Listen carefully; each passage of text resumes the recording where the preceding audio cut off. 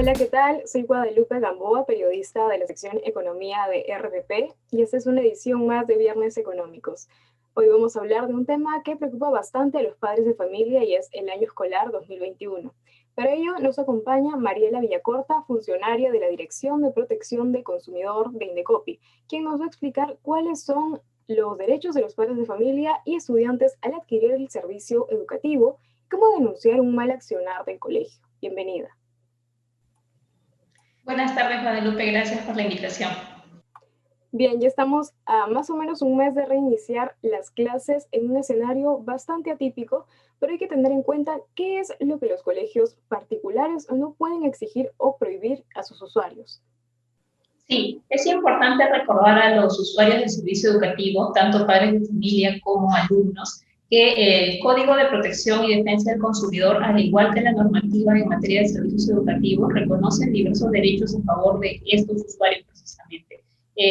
Uno de los primeros que están relacionados al tema económico, porque obviamente es el principal, digamos, factor que toman en cuenta los padres de familia al momento de contratar un colegio, es el primero referido a cuáles son los cobros que se encuentran permitidos precisamente para que estos colegios puedan realizarlos, ¿no? Entonces, allí hay que tener en cuenta que, por ejemplo, los colegios solamente están autorizados a cobrar la cuota de ingreso, la matrícula y la pensión, que es de carácter mensual, ¿no? Ahora, hay que recordar en este caso que la cuota de ingreso, si bien es un cobro permitido, a partir de la información que hemos podido nosotros obtener, no todos los colegios, por ejemplo, lo cobran, ¿no? Es digamos, algo que los colegios pueden realizarlo, como pueden que no, pero sí se encuentra permitido efectuar. Por otra parte, dentro de los derechos que también tienen los padres de familia y los alumnos, es obviamente que no se les puede impedir, por ejemplo, la prestación del servicio ante la falta del pago de las pensiones, ¿no? ¿Y esto qué quiere decir? Así es, o sea, ¿qué quiere decir esto? Que, bueno, hay una norma que se encuentra vigente desde hace ya varios años, que emitió el Congreso de la República, y que lo que busca es asegurar la continuidad de los estudios de los alumnos, ¿no? Y de esta manera, los colegios obviamente están impedidos de realizar prácticas que son consideradas como intimidatorias. Por otra parte, recordemos que también en ese sentido están prohibidos, por ejemplo, que los colegios no le brinden la información de sus hijos, del desarrollo académico de sus hijos a los padres de familia, las notas, ¿no? Porque obviamente esto pues es básico para que los padres de familia puedan saber cómo están avanzando sus hijos durante el periodo lectivo, ¿no?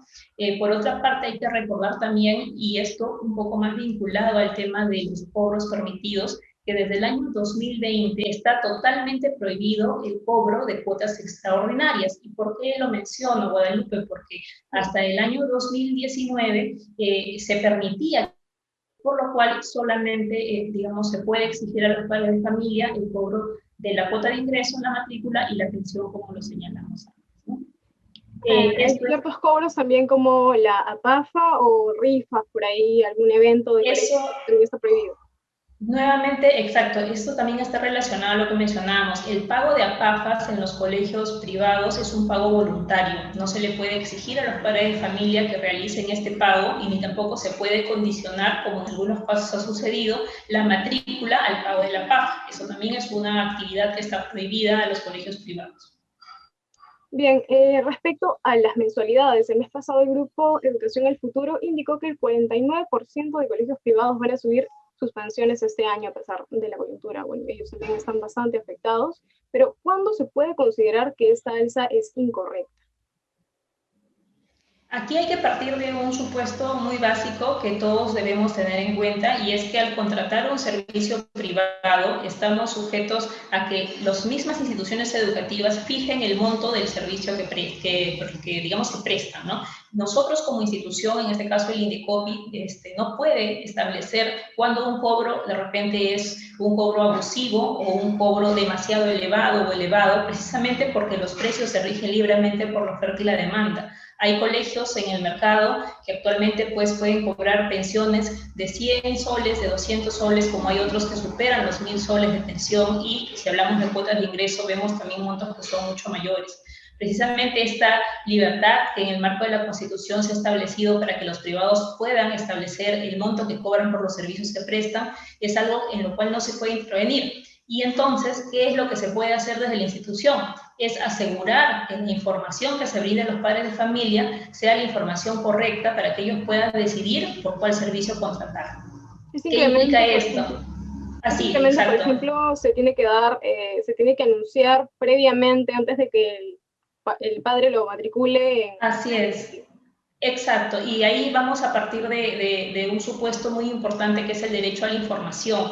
Como padres de familia, como alumnos, obviamente también si es que ya están en un nivel superior de estudios, van a tener el derecho a ser informados tanto de cuáles van a ser las condiciones en las cuales se está contratando este servicio, ¿no? Esto, por ejemplo, involucra que se le brinde información del reglamento interno del colegio para saber cuando, por ejemplo, en las clases presenciales, los útiles que van a ser exigidos, si es que van a tener que usar un determinado uniforme, entre otros. Pero por la parte económica, los colegios tienen que informar previamente a la contratación del servicio cuál es el monto que van a cobrar de manera mensual por las pensiones, la matrícula, que recordemos que como máximo puede ser equivalente al monto de una pensión mensual, y el pago de la cuota de ingreso. Si es que el alumno ya está matriculado, por ejemplo, desde el año 2020 y para este año 2021 el colegio ha previsto incrementos en el monto de las pensiones, pues lo que va a tener que hacer es informar también a los padres de familia 30 días antes de que se acabe el año escolar, es decir, a diciembre del 2020 se debió informar como máximo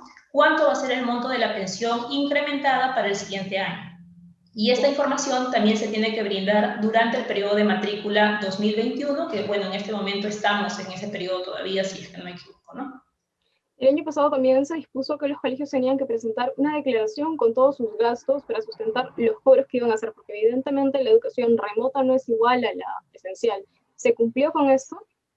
Exacto. En ese caso, a partir de la emisión de un decreto legislativo, si no me equivoco, en el mes de junio, lo que se estableció es una medida de transparencia para que los colegios puedan precisamente brindar información clara acerca de, primero,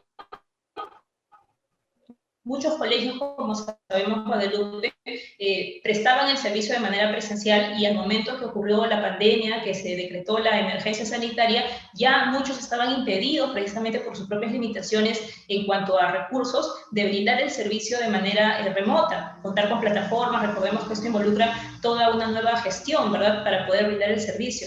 Entonces, lo que se buscó con esta norma es que si es que tú podías brindar el servicio a través de la manera virtual, pues establezcas cuáles servicios van a poder ser brindados de manera virtual. Por ejemplo, hay colegios que prestaban servicios de talleres para los alumnos posteriores a las horas de clase de repente. Obviamente estos servicios no podían ser brindados a través de manera virtual, tenían que sincerar precisamente cuáles prestaciones iban a poder ser brindadas de manera virtual. Y obviamente esto no es obligatorio, pero en algunos casos podría implicar que los costos de los servicios se vean reajustados, ¿no?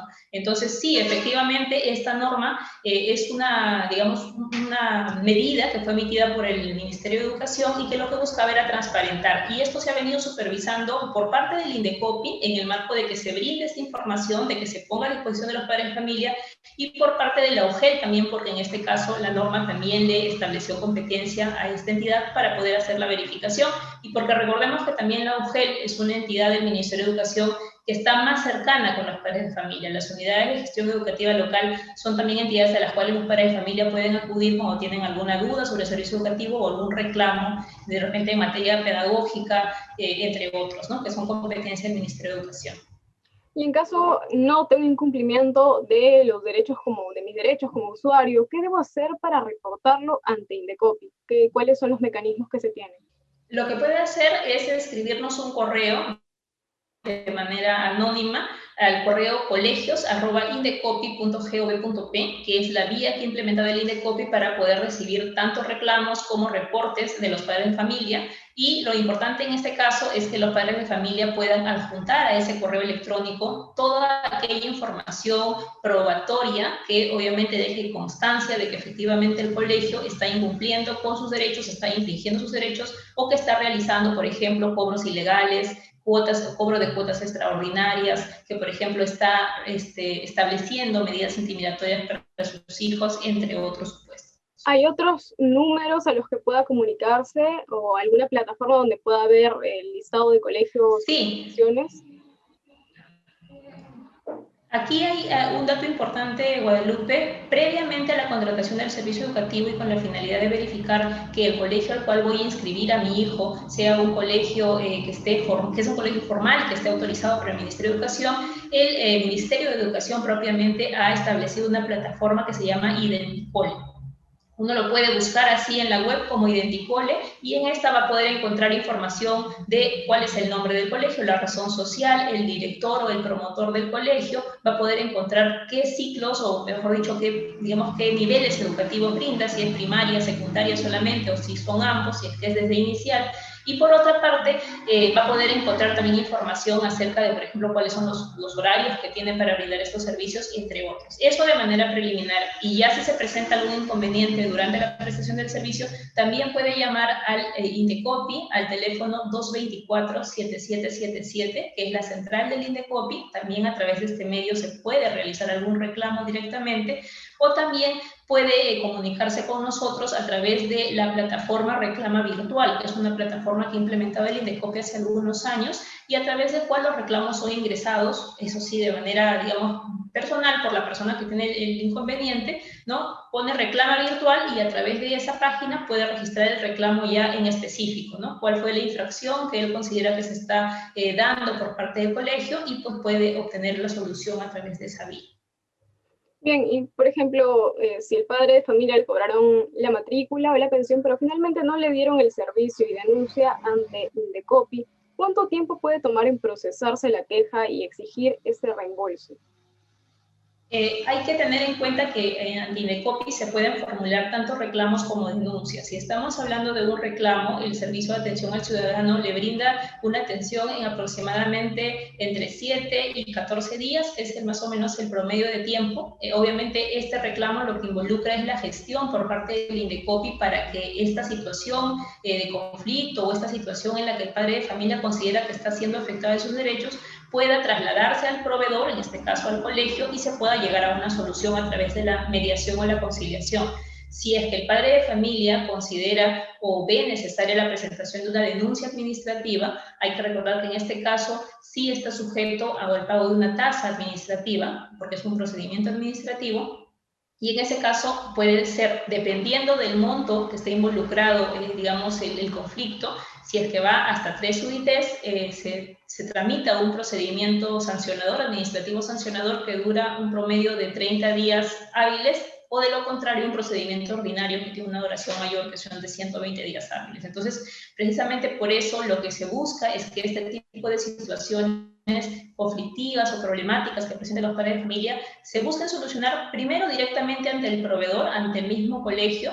Recordemos que los colegios deben tener implementado su libro de reclamaciones y en ese caso el tiempo para poder contestar los reclamos a través del libro es de 30 días calendario, ¿no?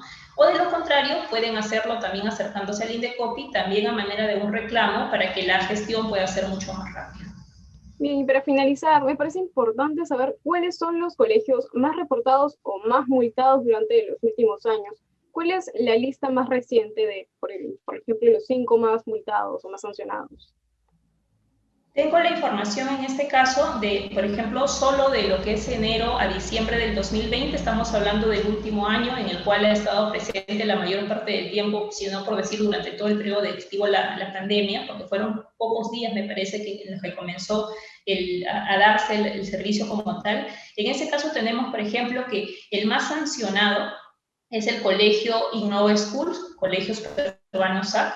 En este caso se han reportado a través de los registros que tenemos en el Indecopi 7 sanciones a este colegio por un monto total de 16.5 UITs, ¿no? Más o menos para que puedan calcular el monto. Y en este caso informar que, por ejemplo, las infracciones más recurrentes o, digamos, los casos por los cuales ha sido más sancionado este colegio es por falta de idoneidad, que se puede, digamos, dentro de la falta de idoneidad pueden estar comprendidos diferentes supuestos, ¿no? Como, por ejemplo, el hecho de pedir los útiles digamos, para el primer día de clase, o también puede estar relacionado a que, por ejemplo, se le impidió al alumno el acceso a las plataformas educativas, entre otros. También ha sido sancionado este colegio por prácticas intimidatorias y también por el direccionamiento de útiles, que, como mencionaba, es un supuesto de falta de idoneidad. El segundo colegio más sancionado durante el año 2020 ha sido el colegio Jan Lebuch, que tiene 5 sanciones, es decir, ha seguido en 5 oportunidades, ha sido sancionado durante el 2020. El monto total es de 23 UITs, y en este caso, digamos, las sanciones se han dado principalmente por no haber, digamos, respetado las medidas ante casos de bullying. Recordemos que también el bullying y actualmente el ciberbullying son situaciones que se pueden dar en los colegios, y en esos casos, cuando se reportan ese tipo de situaciones, los colegios tienen la obligación de tomar medidas, tienen la obligación de contar con un procedimiento, un protocolo previo, que es tener un libro de registro de incidencias, brindar información acerca de un boletín educativo de sana convivencia, entre otros, contar con un psicólogo, por ejemplo. Pero también es importante que ante este tipo de situaciones pueda tomar medidas para que esto no pueda seguir ocurriendo. Y por otra parte, te puedo dar el dato del tercer colegio más sancionado durante el 2020, que es la institución educativa particular San Juan, que presenta 4 sanciones por un monto de 8 UITs, y en este caso también, digamos, las sanciones se han dado principalmente por la falta de atención de reclamos de los usuarios, ¿no? Y aquí también, solamente como a manera de acotación, recordemos que el derecho a reclamar es un derecho que tienen los usuarios, y por lo tanto, cuando reclamo, tengo el derecho a recibir una respuesta en el plazo legal, que son 30 días calendario. Perfecto. Muchas gracias por la información. Es bastante útil para todos los padres de familia. Esto ha sido todo por la edición de hoy. Nos vemos la próxima semana.